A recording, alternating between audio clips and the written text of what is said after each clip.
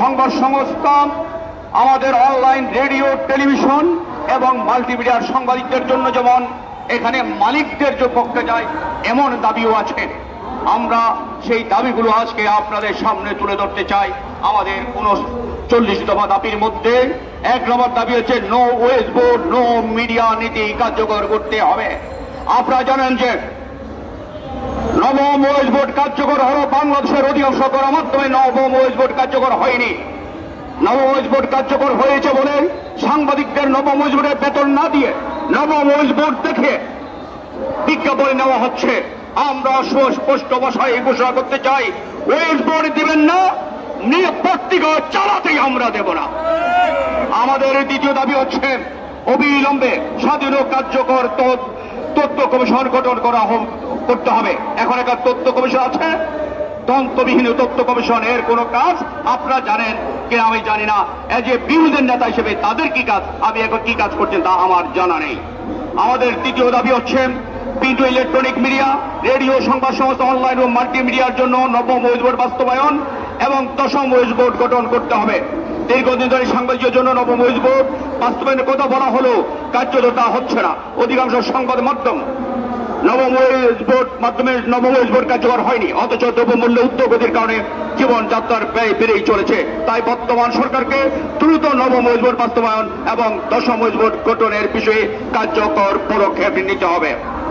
আমাদের 4 নম্বর দাবি হচ্ছে সাংবাদিক সুরক্ষা নীতিমালা প্রণয়ন করতে হবে।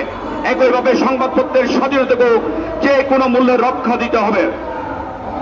আইনি কাঠামো দ্বারা সুরক্ষা না দিলে সাংবাদিক সমাজ প্রতিনিয়ত রাষ্ট্রযন্ত্র দ্বারা নিগৃহীত হতে থাকবে এবং বর্তমান সময়ে প্রতিনিয়ত তাই হচ্ছে। 5 নম্বর, সাংবাদিকদের সাপ্তাহিক ছুটি 2 দিন করতে হবে।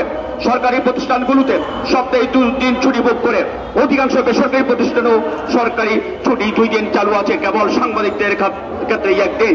আবার সাপ্তাহিক ছুটিতে কাজ করলে তার জন্য উটিও পান না। আমরা সংবাদপত্রে 2 দিনের ছুটি দাবি করছি। 6 নম্বর, সাংবাদিক হত্যা, হয়রানি এবং নির্যাতন বন্ধ করতে হবে। সাংবাদিক দম্পতি সাগর রুনি সহ সাংবাদিক হত্যার দ্রুত বিচার সম্পন্ন করতে হবে।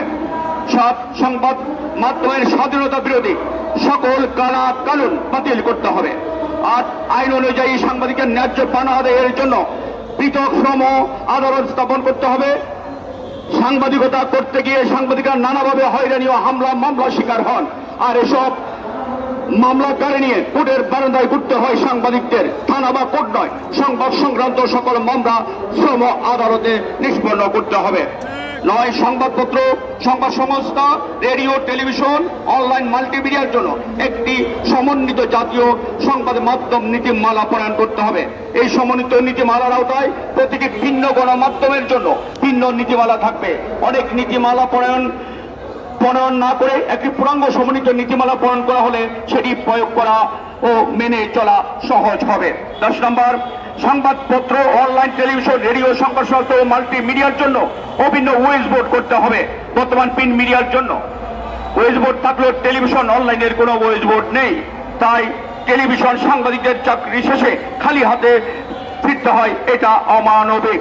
আমরা তাই টেলিভিশনের জন্য বা অনলাইনের জন্য অভিন্ন আমরা ওয়েজ বোর্ড দাবি করছি। 11, রাষ্ট্রীয় প্রশাসনের সব স্তরে এবং আইন প্রণয়ন ও নীতি নির্ধারণে সাংবাদিক সমাজের অংশগ্রহণ নিশ্চিত করতে হবে। যতদিন পর্যন্ত রাষ্ট্রীয় কাঠামোতে সাংবাদিক সমাজের অংশগ্রহণ নিশ্চিত না হবে ততদিন পর্যন্ত স্বাধীন সাংবাদিকও সম্ভব হবে না বলে আমরা মনে করি।